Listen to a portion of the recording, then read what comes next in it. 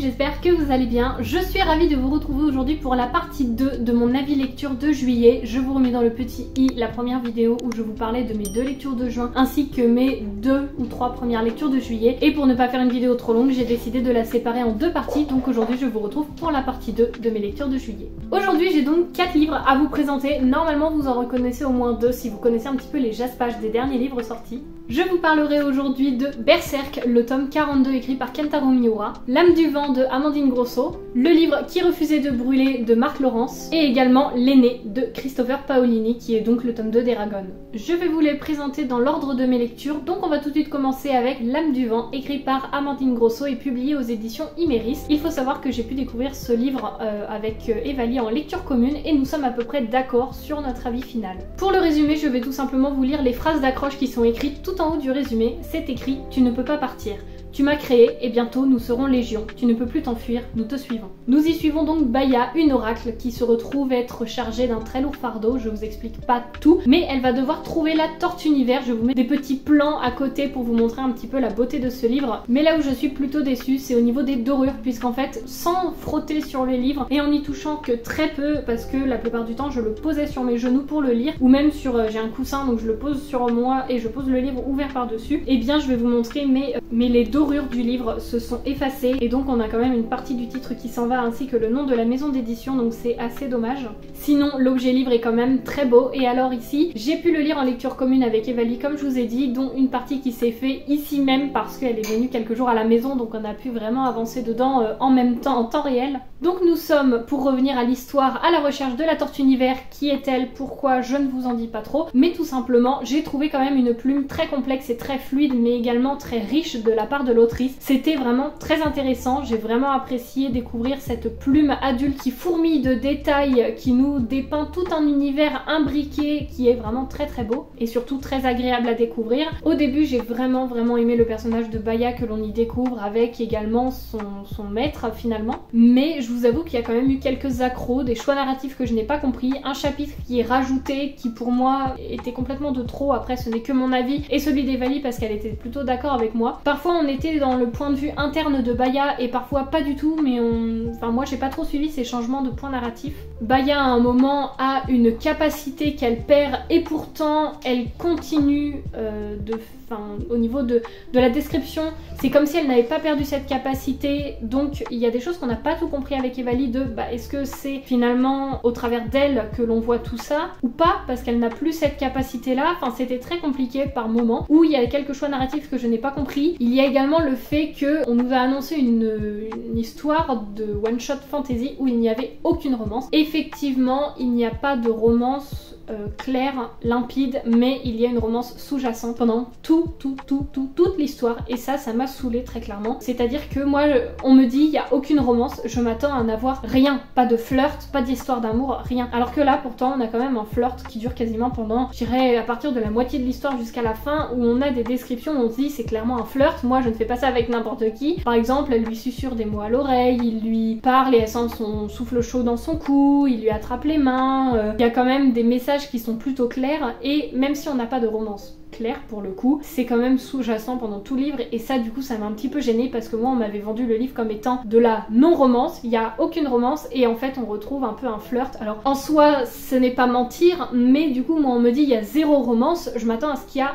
rien qui fasse référence à la romance, alors que là on a quand même un flirt qui est assez clair pendant tout le livre. Donc j'ai trouvé ce point un petit peu dommage et ce qui m'a manqué aussi, alors ça fait beaucoup de points négatifs, mais dans l'ensemble j'ai passé un très bon moment de lecture, mais le problème c'est qu'il y a quand même un gros passage à vide où je me dis mais là je suis perdue, je comprends pas trop, qui a fait qu'en fait ça m'a complètement décroché de l'histoire et qui font que je relève tous ces petits points là. C'est qu'à un moment on découvre cette fameuse tortue univers et moi je m'attendais, donc sans vous spoiler, mais vous voyez quand même que la tortue univers représente quelque peu une ville. Je ne vous dis pas exactement ce que c'est, mais quand on la retrouve j'avais vraiment besoin de ressentir cette grandeur de la tortue univers, vraiment qu'elle l'impose, qu'elle est quasiment terrifiante de par son énormité. J'avais vraiment besoin d'une description qui nous fait sentir vraiment très petit à côté, qui nous fait sentir limite insignifiant à côté de cette grandeur magistrale, à côté limite de cette grandeur naturelle. Et en fait c'est une grandeur que je n'ai pas su retrouver parce que moi j'avais l'impression de me retrouver à côté d'un truc de 3 mètres de long sur 3 mètres. C'est décrit, alors oui à un moment on a quand même cette description qui arrive de grandeur, mais pas quand on découvre la Tortue Univers. Et ça m'a quand même beaucoup dérangé parce que je me dis mais on a l'impression d'arriver devant un énorme truc et en fait non,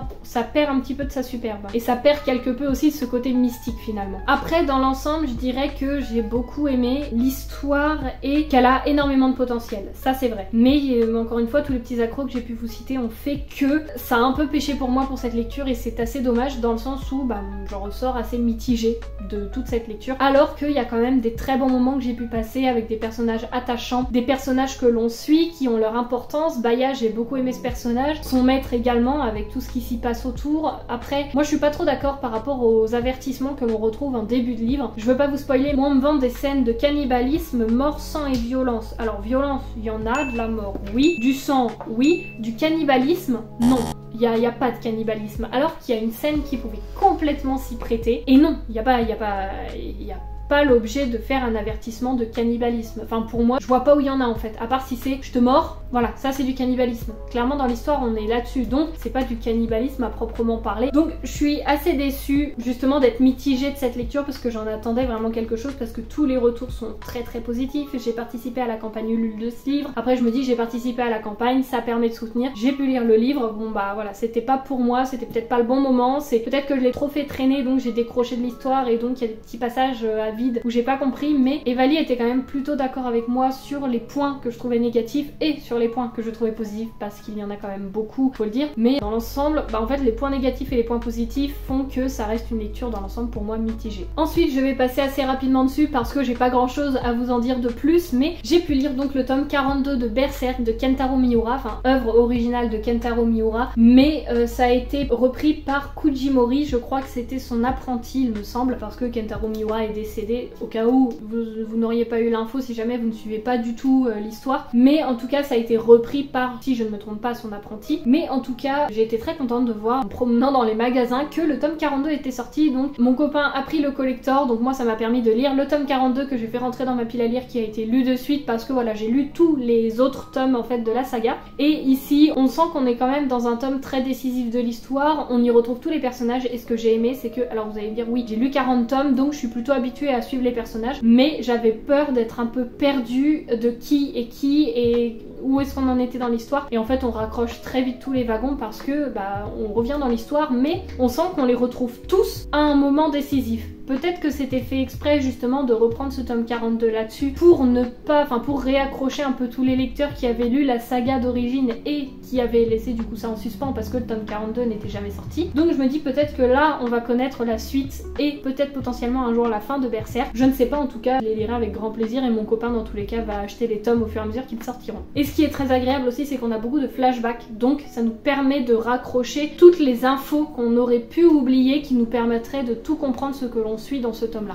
Dans le mois de juillet j'ai pu tout au long de ce mois continuer d'écouter en livre audio Eragon le tome 2, qui est ici l'aîné, écrit par Christopher Paolini, et ici avec ce livre publié aux éditions Bayard Jeunesse. Pour vous faire un résumé du tome 1, je pense que j'ai pas besoin, c'est suffisamment connu, mais on y suit Eragon, un jeune homme qui vit dans une ferme avec son cousin et son oncle il me semble, et du jour au lendemain va se retrouver finalement à tomber sur un œuf de dragon qui éclot, et donc il devient dragonnier. À ce moment là en fait il se rend compte que les dragons existent vraiment, et Eragon devient un dragonnier, donc on y suit toute une épopée d'histoire fantasy qui est merveilleusement bien construite. Et donc j'ai pu continuer la saga avec le tome 2 que j'ai pu écouter en audio. J'écouterai toute la saga en audio parce que j'ai commencé comme ça et ça passe très bien, j'aime beaucoup la voix de celui qui le lit, donc je continuerai avec grand plaisir la saga en version audio. Ici j'ai eu quand même bien la moitié pour me remettre dans l'histoire, je dirais à peu près, parce que en fait tout au début on y suit toutes les alliances qu'Eragon peut faire, on y suit toutes les intrigues politiques politique, les intrigues, les complots, les machins, les alliances, et moi ça m'a complètement perdue. J'étais là, je dis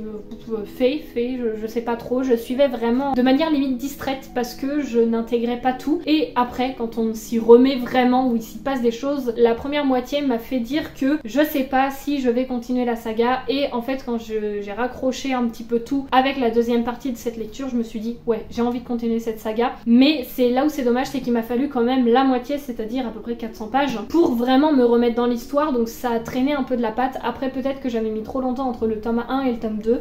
Pourtant, il me semble pas avoir mis si longtemps, mais c'est vrai que en fait, il faut quasiment écouter les deux à la suite pour tout comprendre, parce que moi j'ai été un petit peu perdue au début. Peut-être que c'est que moi, le temps, bah voilà, quand j'écoute en audio, souvent je fais autre chose à côté, donc j'étais peut-être moins concentrée, je ne sais pas. On arrive ici aussi à la fin de ce tome 2, dans un moment décisif de l'histoire tout simplement. Le point négatif que je peux soulever, c'est que j'ai trouvé les alliances, après on reste, je le sais, on reste dans un livre jeunesse. Mais je me dis, au vu de la complexité de l'univers, comment il est tellement bien décrit, j'ai trouvé ça un peu dommage, comment c'était d'une simplicité quelque part, de la façon dont les alliances étaient formées, parce que je ne veux pas spoiler, mais on a quasiment, pour vous le faire en gros un schéma, on a les ennemis, Eragon, et en fait Eragon se rend compte que les ennemis étaient un petit peu sous l'emprise et donc ils peuvent faire une alliance et tout, alors que je me dis mais non, ça aurait ajouté tellement plus de suspense et de tension que là c'est limite trop facile en fait de faire une alliance comme ça. Donc c'est un petit peu ça moi qui a pêché à la fin de l'histoire, mais je me dis bon, à suivre l'histoire, je lirai je pense la saga complète, c'est-à-dire les 4 tomes. Je ne pense pas continuer avec le dernier tome qui est sorti, Murtagh, il y a 1 an, 2 ans, je ne sais plus, ou peut-être pas quelques mois, mais au moins 1 an je crois. Mais je continuerai avec grand plaisir, j'ai pas grand chose de plus à vous en dire. C'est fluide, ça se découvre très bien, juste moi j'ai eu besoin d'un petit temps pour me replonger dedans, mais je pense que après une fois qu'on est dedans, ça se suit très bien, c'est vraiment agréable, et autant du point de vue de Saphira que d'Eragon, c'est très agréable à suivre. Je ne vous dis pas qui est Saphira, le résumé le dit un peu, même si j'ai pas donné le nom. Enfin, bref, tout s'imbrique. Tout se suit, c'est très agréable, c'est très fluide. Moi je vous conseille cette saga. Si jamais vous voulez commencer dans le fantasy, ou même une histoire de dragon, ou même découvrir un petit peu un classique de la littérature, pour moi c'est un petit peu comme Harry Potter, où vous savez un petit peu les sagas qu'il faut lire, où quand on dit ah mais t'as pas lu cette saga, tout ça. Non, je ne l'ai pas lu. Bon, moi j'avais trouvé les 4 tomes pour 4 € en brocante, donc je me suis dit allez, pourquoi pas. Au final je les écoute en audio, l'un dans l'autre c'est pas très rentable, mais écoutez, c'est pas grave, je suis cette saga avec plaisir. C'est pas une saga je pense qui me marquera dans le temps, mais je passe toujours un très bon moment. Je sais que quand je veux une lecture pas forcément prise de tête, où j'ai pas besoin d'une grande concentration, je me mets ça suit très bien. C'est parfait. Et maintenant nous allons conclure cet avis lecture avec le livre Qui refusait de brûler, écrit par Marc Laurence et publié aux éditions Brajlon. J'ai pu découvrir ce livre en lecture commune avec Louise de la chaîne Rêve ta vie en lecteur, elle en organisait une, donc j'ai pu utiliser Discord pour, enfin pas pour la première fois parce que je l'avais désinstallé, réinstallé, mais c'est pas du tout une plateforme sur laquelle je suis à l'aise. Et je me suis dit allez, je l'avais acheté je crois, enfin mon père me l'a acheté le samedi, j'ai vu le dimanche qu'elle faisait une lecture commune le lundi, donc j'ai dit allez hop, comme ça il sera lu, il traînera pas, parce que c'est quand même un bon bébé de 600 pages, et donc on a pu lire cette lecture sur 10 jours, donc à raison de 60 pages par jour. C'était quand même un défi assez complexe, parce que je me suis donné le défi de faire un réel par jour, donc c'était assez dense. Alors pour cette histoire, je ne veux pas du tout vous faire de résumé, c'est juste écrit la plus fabuleuse des histoires peut atteindre les étoiles. J'ai énormément aimé les 95% du livre, mais limite à la limite du coup de cœur, vraiment, parce que on a une temporalité, plusieurs temporalités qui sont merveilleusement bien menées. On peut pas trop parler de double temporalité ici, mais je peux quand même vous parler de différentes temporalités. On a des personnages qui sont très bien construits, où la plume et la façon d'écrire nous mènent par le bout du nez, mais très bien, parce que la façon,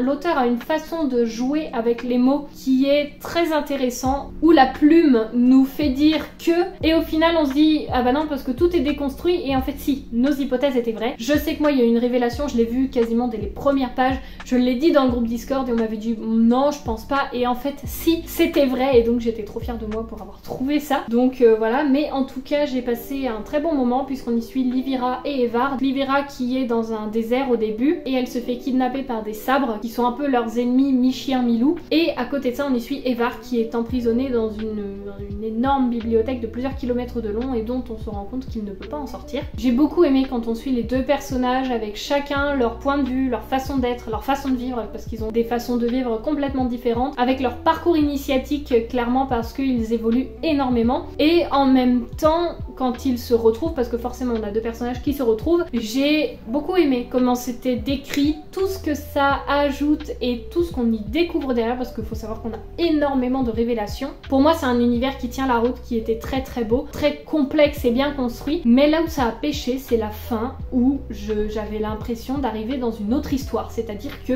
j'ai adoré toutes les parties et la 10e partie qu'on a lue, je me suis dit mais j'ai l'impression d'être dans un autre livre, la fin n'a rien à voir avec le reste du livre et je ne suis pas la seule à avoir pensé ça, ce qui a fait que du coup j'étais là, mais c'est quoi cette fin? On a l'impression de partir dans des trucs au lieu de faire une fin qui résout un petit peu tous les problèmes de l'histoire. On a une fin qui cherche des trucs à rajouter, qui limite font que Evar et Livira se reperdent alors qu'il n'y a pas lieu. Tout ça, selon mon point de vue, est créé pour dire voilà, il y a ça qui se passe, donc retrouver la suite dans le tome 2, alors que pour moi tout aurait pu se régler dans ce tome 1 et du coup je suis là en mode le fait que les deux personnages se perdent et qu'on dise je sais où tu peux la retrouver, suis-nous, et que le livre se termine là-dessus, moi je suis là en mode du coup ça m'intrigue plus, non ils se sont déjà retrouvés, pourquoi ils se sont perdus, j'ai pas compris la fin.